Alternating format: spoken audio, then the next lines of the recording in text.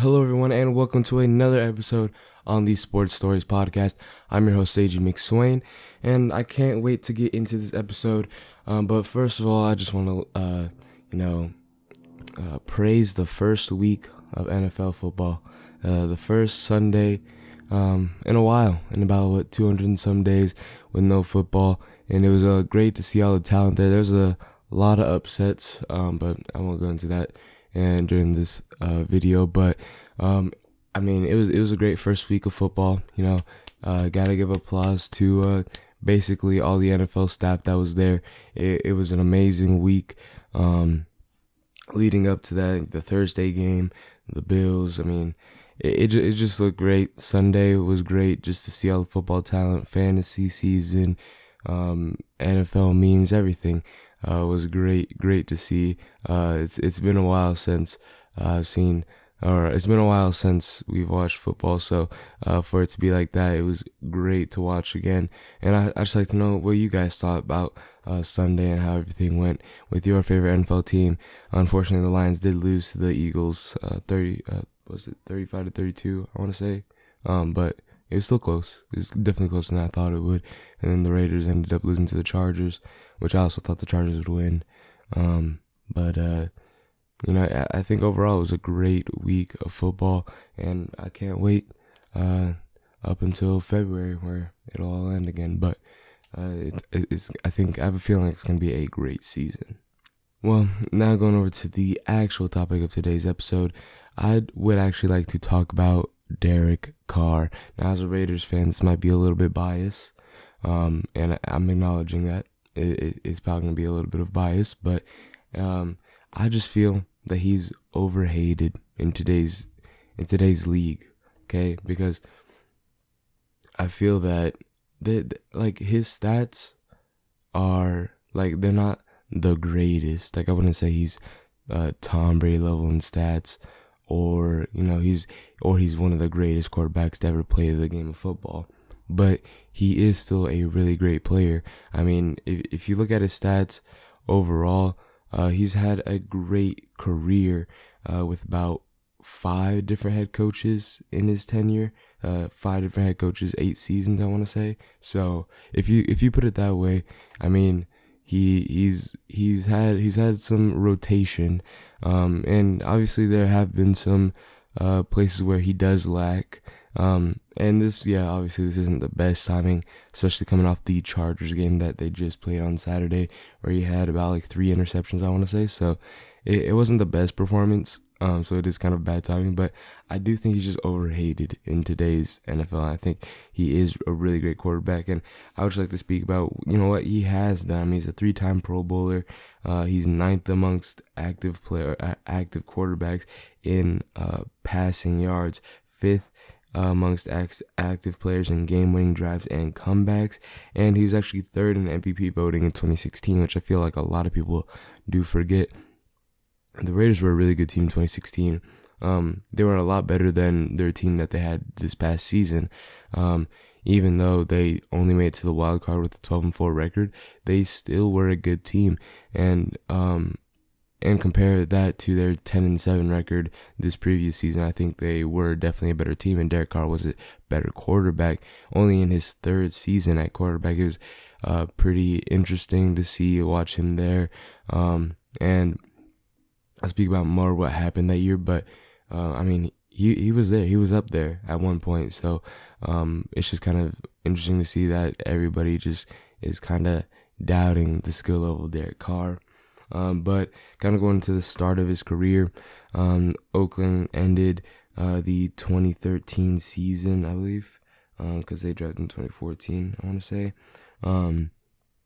And they ended 2013 with a 4-13 record, and they ended up drafting Derek Carr in the 2nd round with the 36th overall pick.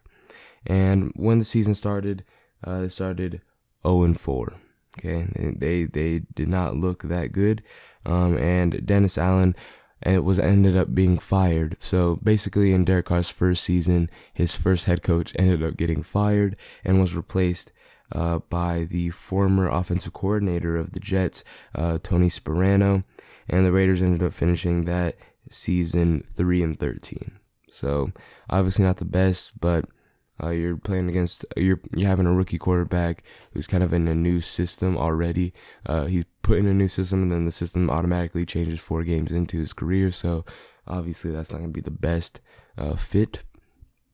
So it did kind of hurt him there, and they ended up finishing that. And the rest of the team wasn't that good either.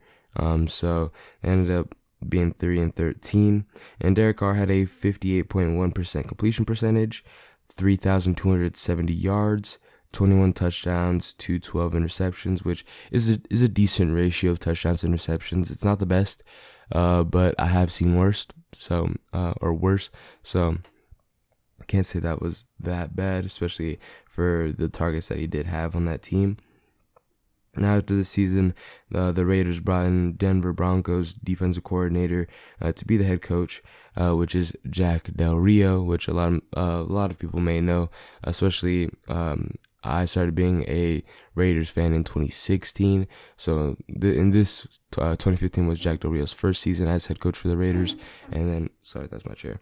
And then in 2016, when I started becoming a fan of the Raiders because they said they're going to be moving to Las Vegas. And they had Jack Del Rio there, so I know I'm very familiar with Jack Del Rio. I think he was a pretty good coach, but in his first season there, the Raiders ended up 7-9, and Carr had a 61.1 completion percentage, so already a level up there. They did get more targets for him here in his second season, and then he had 3,987 yards, which again is an improvement there, and he had 32 touchdowns, which is 11 more touchdowns than the previous season, and only 13 interceptions, so just only one more interception that he did from his previous year, but a lot more touchdowns and a lot more passing yards. And he was taking more snaps, and it was a more pass-happy offense, I'd say. So obviously you're going to see a little bit more of interceptions, but obviously wasn't that much of an increase there. And I think he still had pretty good season, and obviously it was, praised by his peers and fans as it was his first Pro Bowl season. And then in 2016, the Raiders ended up 12-13 with Derek Carr for them, I should say.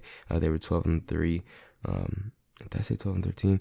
They were 12-3 when Derek Carr was actually starting for them. And Derek Carr this season had 63.8% completion percentage, 3,937 yards, so a little bit of a dip in passing yardage, but they did have Marshawn Lynch this year, so Marshawn Lynch did come back from retirement to play in Oakland after they said that they're going to be moving to Las Vegas, so Marshawn Lynch wanted to play in his hometown, so they were running the ball a little bit, and it wasn't like he was bad or anything, and they also did have Latavius Murray this year, which was basically the height of Latavius Murray's career, so obviously so they were running a little bit more, but Derek Carr, 28 touchdowns and only 6 interceptions, so definitely an improvement in his play there. And week 16, unfortunately, Derek Carr broke his fibula during a game, and which obviously would sideline him for the rest of the season, or at least this game, and then going into the playoffs. So the Raiders had a playoff spot there, and they were really working for that. And they finished off the season with a 12-4 record, so they made it to the wild card round, where they would have to play against the Houston Texans, who had both Jadeveon Clowney and J.J. Watt, both in their primes, I would say. So they were going against him with a kind of a rookie quarterback, I want to say, or he was a couple years into his career, I want to say, but he was coming out of Michigan State, and let's just say that it wasn't the best performance, and the Raiders were quickly out of the playoffs in the first round. And but I think, in my opinion, if Derek Carr did play that game, they probably would have won. I think it just the quarterback play, since there wasn't really much experience there, and then also, Derek Carr was almost at an MVP season, so obviously, having an almost MVP as your quarterback is probably gonna be pretty good. So he ended up being in the Pro Bowl, and then he was behind. So this year, Matt Ryan won the MVP, so that was at the height of the Matty Ice era in Atlanta, where they made it to the not the Pro Bowl, but the Super Bowl to play the Patriots, where they blew that 28-3 lead. And so it was, I think the MVP rankings were Matt Ryan, Tom Brady, and then Derek Carr. And obviously, I mean, Derek Carr was getting a lot of praise for being a good quarterback, but after this year, you'll kind of start to see the Raiders decline, but also a lot of reports kind of just bashing on Derek Carr and saying that the Raiders are going to be getting rid of Derek Carr. The Raiders are going to be getting rid of Derek Carr, all of this, saying that he's bad, he can't play quarterback. Like, I don't know how it went from praise 1 year, and then he just slightly declines coming off this broken fibula, and basically just all the reports coming out about him are just saying that he's not a good quarterback, and kind of questioning his starting position with the Raiders, which is kind of interesting to see, because as a Raiders fan, I always thought he was good, especially coming after this season. It was my first year really watching Derek Carr, and I thought he was really good. And going into the next season, just a lot of people saying that he wasn't a good quarterback and that he couldn't really sustain a starting job, or that there were questions about him sustaining a starting job. So nobody really knew how he would come off of this injury, but I think he was always good, mainly just because of what he was capable of. So after this season in 2017, Derek Carr only missed one game with a back vertebral fracture. And this is something that you'll see with Derek Carr's career, is that he doesn't really miss many games. He only missed that one in 2016, 2017. He had the one game miss, and that was about it. He's stayed pretty consistent. He's started in most games for the Raiders, and that's a big thing that you want to see in a quarterback, is that toughness, physical toughness, first of all. And it does seem like he does have a lot of mental toughness, and he's a good leader in the locker room from what it looks like. So I think overall he's a great player. But then in 2017, the Raiders ended 6-9, so obviously a pretty big fall from grace, coming from 12-4 to 6-9. And Derek Carr still had a pretty decent season. He had 62.7% completion percentage, which isn't that bad. Isn't much of a drop off. His passing yards did see a drop with 3,496 yards. And he only had 22 touchdowns and 13 interceptions, which is a pretty big fall. And it does kind of show where the report started here after. Sorry, I just hit my mic again. But like where his career was being questioned, mainly because he had the only 22 touchdowns and 13 interceptions, which isn't the best ratio. But yeah, for a starting quarterback playing that many games, it just didn't look the best. So a lot of people were definitely bringing that up and bringing that into question. But he still kept that starting job, and he was still inducted into the Pro Bowl for the third straight season. And it obviously was a pretty big fall from grace. But it did seem like the Raiders kind of blamed this on the head coach Jack Del Rio. So after only 3 seasons coaching the Raiders, they ended up firing him and bringing in a familiar face in John Gruden, who coached the Raiders prior, and so they just brought him back in to be coach here. And the first season under John Gruden, the Raiders went 4-12. Okay, and this is where you'd see a lot of Derek Carr. Like, is he going to be traded? Is he going to be cut? A lot of people had a lot of questions on Derek Carr and if he would be able to be the starter of the Raiders this next season, and he still was. This season, so after the draft that they ended up getting Josh Jacobs, but I will talk about that later. But Carr ended with a 68.9% completion percentage, which was an increase from last year. And he had 4,049 yards, so definitely an increase from this year. His touchdowns took a hit with 19 touchdowns, but he did throw less interceptions with only 10. Again, still not the best ratio, but still a pretty good season. Overall, he did improve in comparison to his the past season. So overall, I think the numbers show again that he's just a great quarterback, and he could be a pretty solid starter on basically half the teams. But I will speak on that later, or half the teams that are in the league. but yeah, we'll speak on that later. And then in 2019, the Raiders did draft Josh Jacobs, who was a beast in his rookie season. I know he doesn't look like it now, but in his rookie season, he was a pretty good running back. So in 2019, the Raiders started to improve a little bit. They went from 4-12 to 7-9. Derek Carr had a 70.4% completion percentage, threw for 4,054 yards, and with 21 touchdowns and only 8 interceptions. So this is my chair again. But this is the first season that you'll see Derek Carr actually throw for less than double-digit interceptions. So I think this season was really good. Second season under the John Gruden regime. So overall, I think that was great to see. And this team had a better offense and is kind of starting to get to where it needed to be. They had Darren Waller this season. I want to say that this season was the season that they got Antonio Brown and then cut him in preseason. And obviously Hunter Renfro's stardom kind of started here. So, it was they were starting to build up a pretty good team.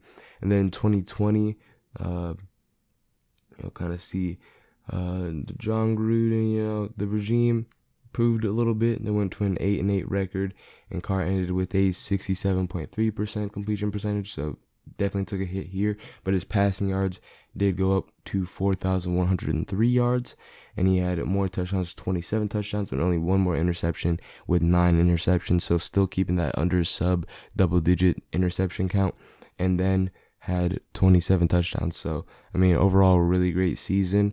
And then going into the 2021 season, John Gruden did play a little bit of the games, but then that's when the emails started to release of all the bad things that he has said. So the team did release John Gruden after those emails did get leaked. So they put in their special teams coordinator Rich Bisaccia at head coach. So now that would mark, I want to say, his fifth head coach. Already going into his 7th season. Yeah, so 5 head coaches in the 7th season. And the Raiders did pretty good under this new regime under Rich Bisaccia, and the Raiders ended with a 10-7 record and made it into the playoffs. Derek Carr ended with a 68.4% completion percentage, which did go up, and he threw for 4,804 yards, which I believe he was top 5 in passing yard leaders. And then he had 23 touchdowns with 14 interceptions, so his interception count did go back up to the double digits. And then he kind of stays there at that 20, around 20 touchdowns per season. And they were in a close one with the Bengals in the wild card, but they just weren't able to seal it there. They almost had that comeback drive at the goal line, but it was just a nice goal line stand by the Bengals, who ended up going on to be AFC champions. And now the Raiders, after this season, they got rid of Rich Bisaccia, who went over to the Packers as their special teams coordinator. But they did get Josh McDaniels, so now he's on his 6th, I want to say, unless I didn't got that right, 6th head coach in his 8th season. And so far it didn't seem too bad. Just in this Chargers game, there's just some things to kind of flatten out, and playing that good of a team with your first game isn't the most ideal, so they just need to get some things kind of corrected, which obviously I think is really easy to change. They almost beat the Chargers, so I think they can still rise up there. I still have them with a 10-7 record this year again, and I think they could have a chance at making the playoffs in this pretty stacked AFC conference and in the AFC West. And I think most of the disrespect on Derek Carr's name is because of the AFC West and the talent that it holds, especially at the quarterback position. You have Patrick Mahomes, Justin Herbert, and now you have Russell Wilson. So a lot of people are kind of saying that Derek Carr is the weak link out of those 4 quarterbacks. But if you look purely just at stats, he's up there with Justin Herbert and Patrick Mahomes in passing lead, as a passing yards leader. He's not the most accurate quarterback, or not accurate quarterback amongst those quarterbacks, but he's not the most ball security quarterback, I would say, or he doesn't really secure the ball as well as I would say Justin Herbert or Patrick Mahomes does. But I think he definitely holds a name for himself in the conversation in that AFC West division, and I know it's going to be a hard, difficult conversation to have, and it's going to be kind of an interesting comparison, but I think he does still have a pretty big household name, and he can go up there. I think he can do it with a lot of these good quarterbacks. You see it against the Ravens with Lamar Jackson last season. Even yesterday he was doing with Justin Herbert. Even though he didn't have the best game, the Raiders were still in the game. And overall, I think that he's a great quarterback, and I think he would be a guaranteed starter for half the teams in this league. So, I mean, the disrespect on Derek Carr's name is not valid. Okay, it is not valid whatsoever. I think Derek Carr is a really good quarterback. I think it's just the interceptions that are kind of getting to him. Overall, like even from the stats that you can see over the season, he's throwing over double digit interceptions. He's only had 2 seasons where he was under double digit interceptions. But overall, I think he just hasn't had the best play. But also, he is in a pretty stacked division defensively, and that doesn't really help either. So, I mean, overall, I think Derek Carr is still a good quarterback. It's just the team that he surrounds himself, and I think he's bound to have a really good season this year again, going into his 8th season. So can't wait to see what the Raiders have in store for him this year. I think it's going to be great. Josh McDaniels already looks like he's going into more of a pass-happy offense, mainly because he is starting to doubt Josh Jacobs. So Derek Carr, can't wait to see what he's going to do, especially with Devontae Adams. And that'll be all for today's episode. I want to thank you for listening all the way through if you're on the podcast version, and if you're and thank you for watching if you're on the YouTube and visual version. But if you're on YouTube, make sure you go ahead and comment, like, and subscribe, and also share with a friend that you may think will be interested in this topic. And if you're on the podcast version, please give the podcast 5 stars. That'll be greatly appreciated. And while you're there, also leave it a follow, and if you will, both of those things are free. But that'll be all for today's episode. Thank you for watching and listening all the way through, and have a great rest of your day.